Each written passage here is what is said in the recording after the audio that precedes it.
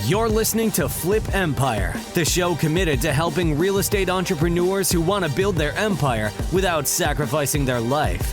Your success and freedom starts now with your host, Alex Pardo.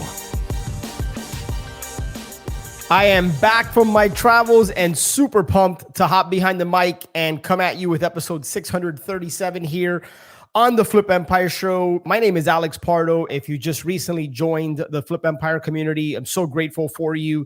And there's several things I want to share with you, but most importantly, I want to talk to you today about some recent adversity that I was struck with regards to our self-storage facility in Mississippi. You guys have heard in previous episodes going back to last year, or even the year before, how I, switched my focus from the single family game over to the commercial asset class, specifically self-storage. And in September, ended up closing on a 43,000 square foot facility. Fast forward to about a month and a half ago, we ended up receiving an offer for exactly $1 million more than we paid for it just 9 months ago. So if you haven't heard that episode, I really want to encourage you to plug into that episode and previous episodes and kind of walk you through the process and my journey here on the Flip Empire Show. And very confident and happy to say that we turned down that offer, believe it or not, because of the value that I believe we can still create by raising rents and a few other things. But if you hear that, you sometimes might think that everything's on the up. It's all rainbows and unicorn. And as with any business, you're going to be met with adversity. And I was recently met with some adversity that I wasn't expecting. And it's kind of slowed the momentum of our train. It's slowed. We've been picking up some steam with regards to our economic and physical occupancy. Things were humming along. Again, we got this offer. We decided to turn it down. We were riding a high. And then shortly after, we were met with adversity. And I'm going to get into that adversity shortly. And then I'm going to take it a step further. And it's not so much about you hearing or listening to the adversity that I was faced with, because the truth is that doesn't, why should you care? That doesn't really add any value to you. But I want to talk to you about why a shift in your thinking with regards to adversity could change the entire game for you. And let's be honest, we're going to be met with adversity in our personal life. We're going to be met with adversity in our business. It's a part of life. It's a part of business. And if you don't shift the way you think about adversity and the way you would react to adversity, I think you're going to stay stuck in the level you're at right now. There's only but so much growth you're going to be able to experience unless you just have a complete paradigm shift about adversity. And again, it's part of the game. You're going to experience adversity. It's not if, it's when. Mike Tyson is one of the quotes he's famous for saying is everybody's got a plan until they get punched in the face. And I want you to take that quote and apply it to your life, apply it to your business. How do you react when you, so to speak, get punched in your face? Not physically, but when adversity strikes, how do you greet adversity at the door? Do you welcome it? Do you lean into it? Do you embrace it? Do you say, bring it on? Or do you run from it? Do you tend to cower from it? Does it cripple you? Does it overwhelm you? If it's the latter, it's an opportunity for growth. It's an opportunity to start asking yourself different questions. So I'm going to tie that into some of the adversity. And then I want to share with you a question that you need to be asking yourself if there's something that you want to achieve. And I already know that because you're hearing me, because you're listening to this podcast, there's a lot you want to achieve. Otherwise, you wouldn't be spending your precious time listening to me. So just recently, every month we do about an hour Zoom call with our property management company that manages our storage facility. And I found out that we were having an issue that's become more of a problem than I initially thought it was. And the problem is not uncommon to storage at all. In fact, I know a lot of people that have dealt with this, maybe just not in the frequency in which we're dealing with it now. And we're having a lot of break-ins. We're having a lot of security issues at our facility. We've had cameras stolen. We've had our fence cut numerous times, which we've had to repair numerous times. We're having people manipulate, screw with the photo eye of our gate system so that it leaves the gate open. We've had people siphoning electricity. We have outlets. We have 6 buildings on this 4-acre parcel, and we have people that are siphoning electricity. So we're having some of these types of issues. Most importantly, the break-ins, it's affecting our customers. They're having stuff stolen. It's affecting us because they're damaging our doors, they're damaging hasp, they're making a mess, and it's causing us money, it's causing us time, it's causing us, to focus a lot of attention in areas where, let's be honest, nobody wants to be dealing with those types of things. And it's slowing down our occupancies because now we have unrentable units that we have to repair. Again, it's more money, it's more time that those units aren't available. And overall, not only does that affect our cash flow, it affects the overall value of the facility because those units aren't being rented. And, initially this was probably a week after this offer came, where I found out on our call that this is a much bigger issue. We found out that there was, I think, a total of 18 additional units that were broken into. And, again, cameras were stolen, etc. And I remember instantly hearing the news. Internally, I was feeling anger. There's a sense of feeling violated. If somebody's ever stolen from you, or if you've, been the victim of theft. And I use the word victim in quotes, right? Because I never have that victim mentality. But just to illustrate the point, if you've ever felt that, you know what it feels like to be violated. I think what was cool, and this is going to sound like I'm patting myself in the back, but that, please, if you know me, you know that that's not what I'm doing. Don't take it like that. Only because of my years of just putting time into personal development, some of the adversity that I've been faced with in the past, getting knocked down, having to get back up, launching different businesses, having businesses that didn't really work as planned, having failures along the way. I mean, I've had plenty of failures along the way because of those experiences, because of the coaches and mentors that I've intentionally surrounded myself with, the people in my mastermind, Ascend, and other communities that I've been a part of. Because of all those years, I immediately I counterbalanced that feeling of anger internally with all right, so let's focus on solutions. And that proceeded to lead into about a 45 to 50 minute session on brainstorming all the different ways that we could address the security breaches, address the break-ins, address these issues. And we came up with a list of 7-8 things between a handful of us, my assistant, and 4 people from the property management company. So 6 of us. We put our heads together and we came up with a bunch of things, but 6 or 7 that we felt could really help us put an end to this, or at least slow it down. And I was further met with resistance. So that was about a month ago that we had that call. I was further met with additional resistance today when I found out that some of those things that we had agreed to implement, they hadn't followed through. And so there was some frustration there, and it opened up the door to express some things that I felt. It brought the team closer together, lines of communication, expectations. It was an opportunity to reset expectations, to get commitments, to get buy-in. And I think that's where leadership comes in. That's why I'm such an advocate of reading the John Maxwell books, How to Win Friends and Influence People. And I have so much growth to do in those areas as well, but it's something I'm aware of. And I've realized how you communicate to people, not just the words you say, but the tonality that you use, galvanizing the troops, so to speak, making sure that there's buy-in, making sure that there's one clear direction, there's one objective, there's a purpose, there's timelines that need to be hit. And resetting those expectations have really helped turn things around. And again, that call was today. And then we immediately followed it with a call with, basically upper management. And we're back on the same page now. We have a plan we're executing. So we've recently hired a full-time security officer, which we plan on having at the facility for a month. They've already had to scare away 2 people in the last week. There's been an opportunity to interview some companies that have some pretty cool security things, like installing a loudspeaker, having 12 hours a day, somebody actually physically watch cameras. And when they see an intruder approaching, the loudspeaker comes on and it'll tell them whatever script you provide. It automatically contacts the cops. So because of this adversity, it's forced me to learn a lot about dealing with a challenge that I had never really dealt with before.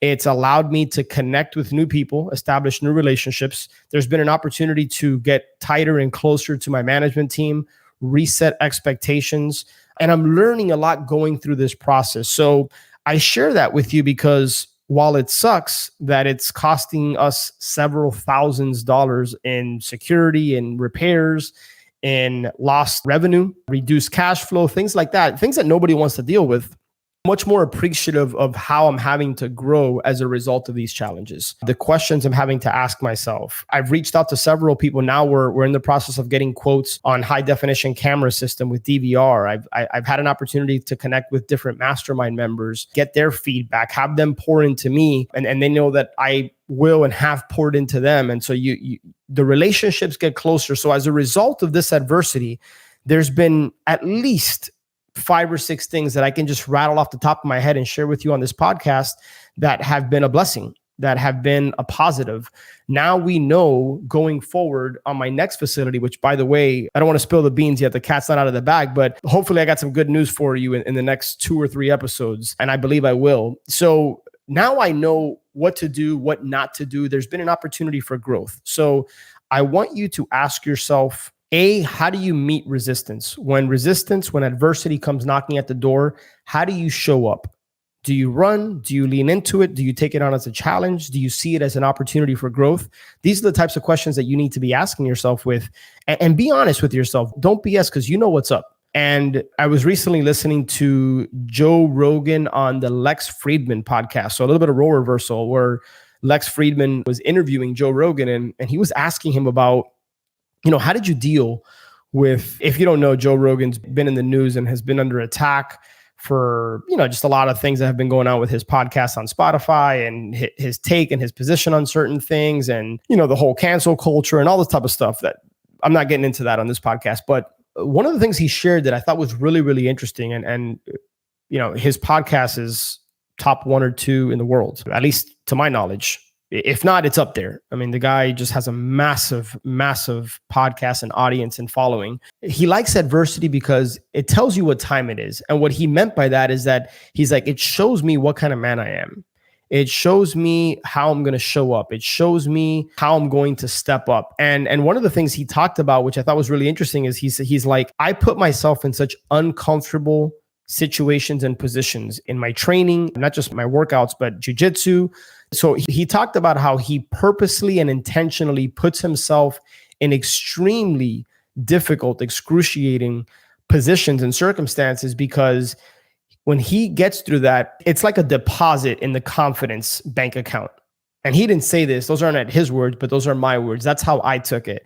And so I think there's a lot of value in that. And it really forced me to ask myself, hey, am I putting myself in challenging positions? Am I doing at least one thing, if not numerous things, every single day to get me out of my comfort zone? And if I'm being honest with you, lately I haven't. And it really forced me to start asking myself those types of questions. How can I put myself in challenging situations that are going to get me out of my comfort zone, that are going to force me to grow, are going to force me to level up? Because what got you here isn't going to get you there. And I realize if you're not watching this on some sort of video like YouTube or whatever, you can't see my hand motions, but where you're at right now is not going to get you to where you want to go. You have to think different. You have to level up. You got to ask yourself different questions. You got to get outside that comfort zone. You got to continue to push the envelope.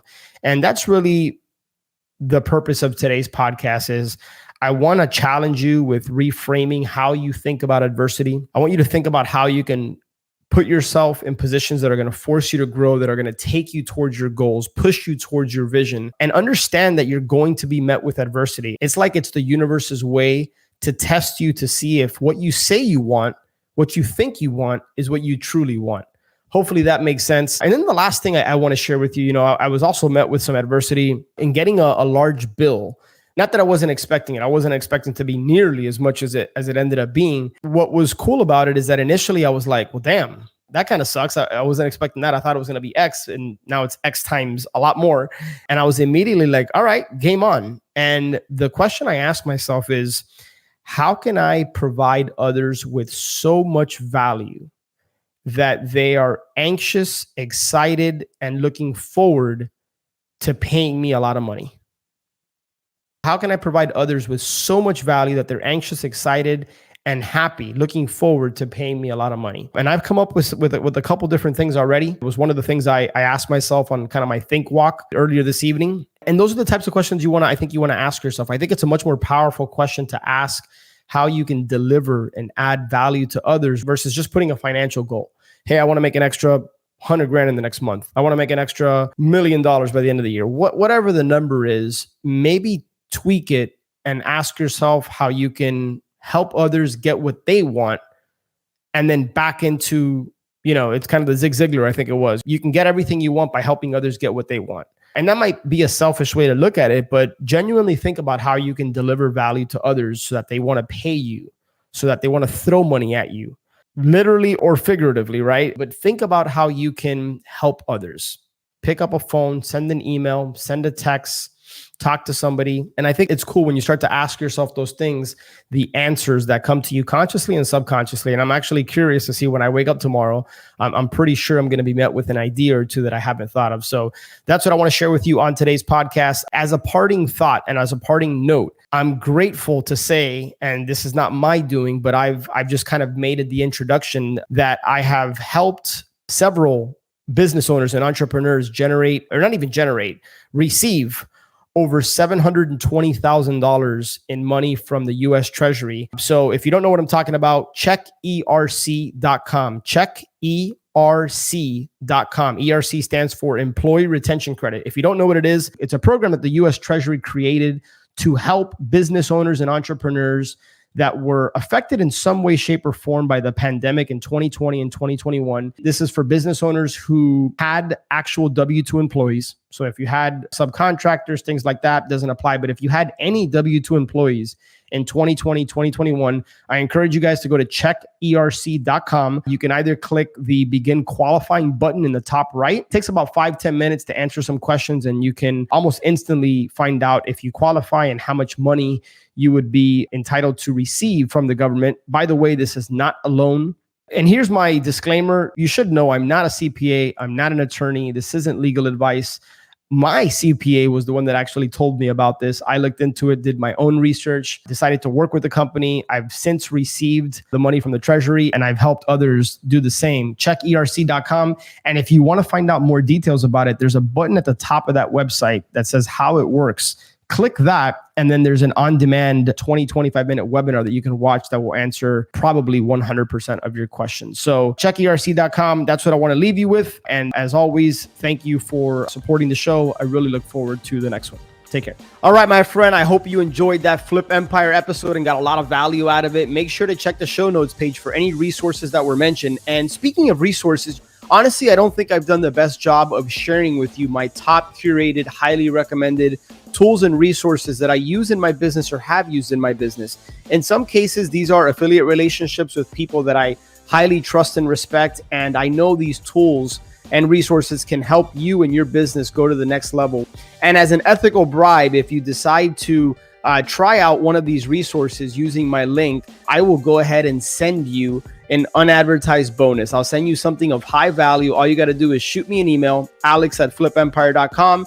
Go ahead and let me know that you that you tried out this resource, and however I can help you getting started with that. Chances are that I know it very, very well and currently use it or have used it. So make sure to check that out, flipempire.com/resources. And if I can be of help or service to you in any way, just shoot me an email, alex@flipempire.com, and I will do anything I can for you. Have an amazing day, and I'll catch you on the next show.